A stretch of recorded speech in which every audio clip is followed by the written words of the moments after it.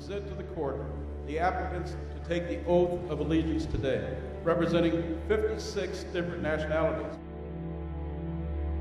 Ecuador,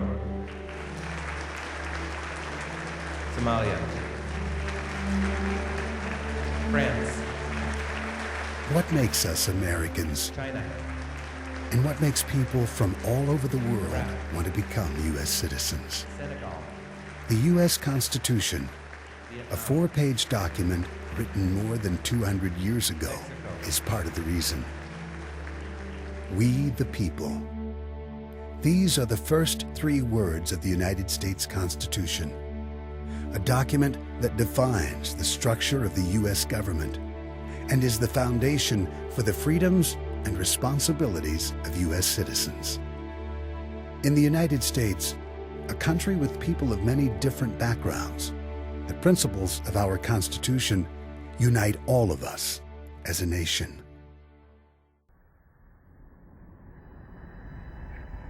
"300 years ago, the early 1700s, although Native Americans had lived in this land for centuries, the European settlers who came here called this the New World. These early settlers were drawn here for many of the same reasons that immigrants come here today. These people formed 13 colonies, ruled by Great Britain. At first, Britain allowed these colonists to govern themselves in many ways. Later, Britain made many demands on the colonists, including taxing them without their consent. As the colonists established their lives and built communities here, it became more and more important to them to be able to govern themselves.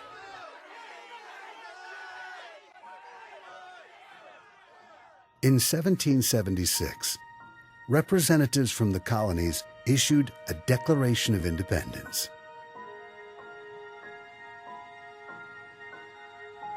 Thomas Jefferson was the primary author of this document and later became the 3rd President of the United States. The Declaration of Independence announced that the colonies were free and independent states, no longer under British rule. It stated that all men are created equal and are born with the natural right to life, liberty, and the pursuit of happiness. Over time, the idea of equal rights included all people in the United States. Of the 56 men who signed their names to the Declaration of Independence, 8 were foreign-born. They were immigrants, like many people in the United States today. The colonists pledged everything they owned. They pledged their honor and even their lives in order to win independence from Britain.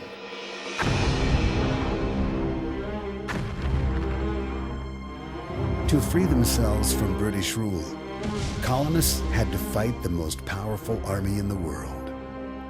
The American Revolutionary War was a hard, brutal struggle, with ongoing battles for 8 violent years.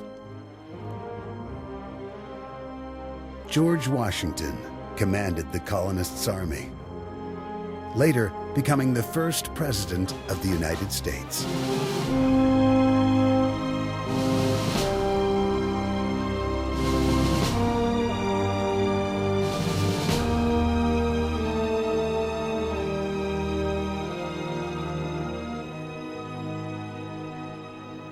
Out of this hard-fought war, a young country was born. But there were problems.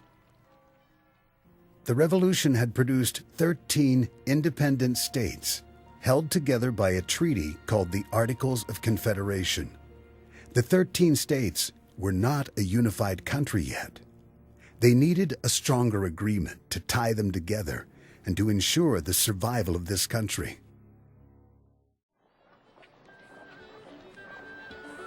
To find a solution to this problem, a convention was called in 1787, and delegates from the new independent American states met in Philadelphia.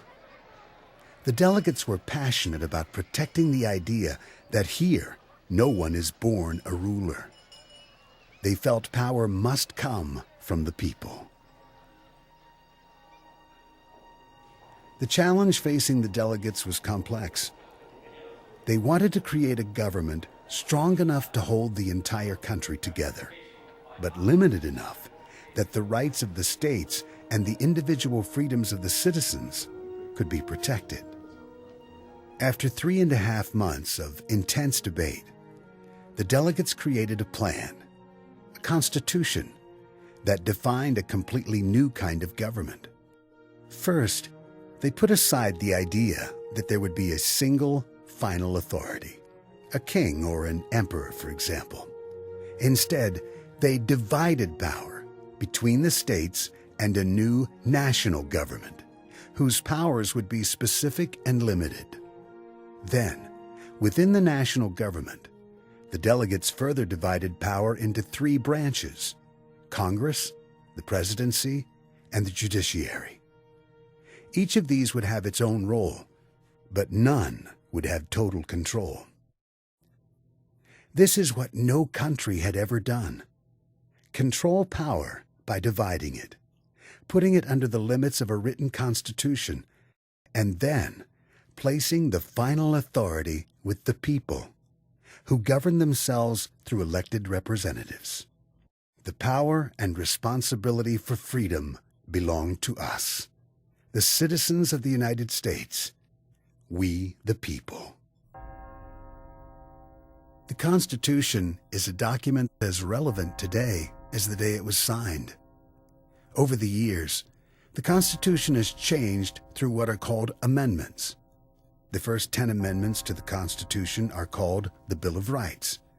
Those amendments establish some very basic rights of citizens: freedom of religion, freedom of speech, right to a fair trial, right to bear arms, and other important liberties.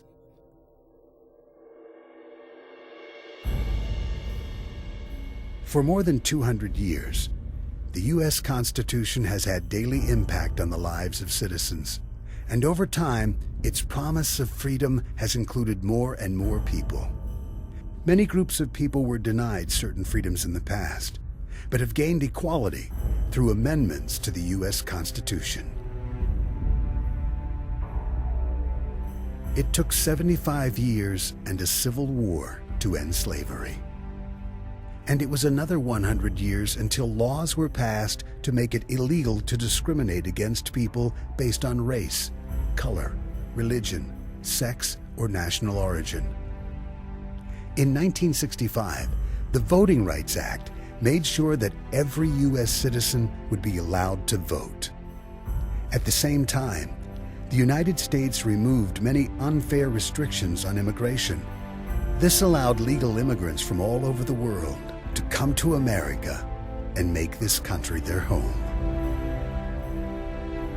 From early settlers to today's immigrants, the freedoms guaranteed by the U.S. Constitution have drawn many people to this country. With each person who joins the nation, we the people become stronger. Together, we have built a free nation. We have been able to imagine, invent, and live our lives as we choose. We've been free to dream and make those dreams become real.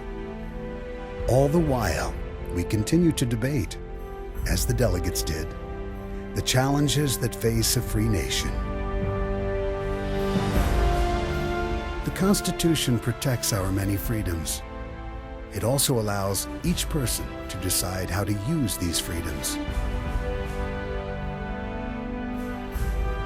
Whether you are a new immigrant or ready to apply for citizenship, freedoms and rights come with important responsibilities. Make a commitment to be part of your community. Get to know and help your neighbors. Discuss the issues that affect your community. Learn English. Learn about U.S. history and government, and respect the law.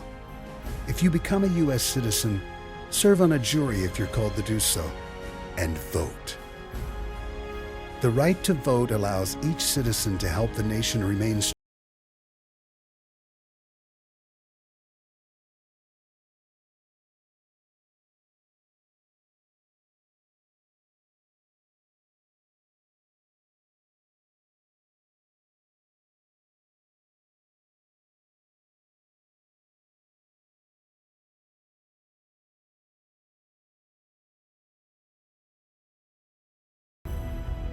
Why did you come to this land? Each of these questions reaches far into our shared history, to the birth of the United States, and to the document that protects and ensures our freedoms, the U.S. Constitution.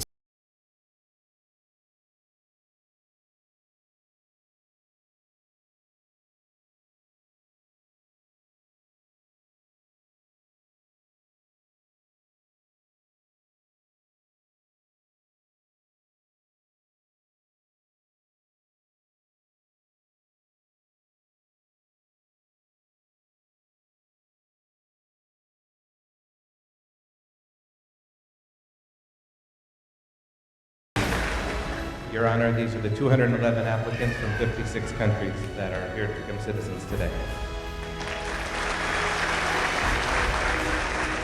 The time has now come for you to take the oath of allegiance.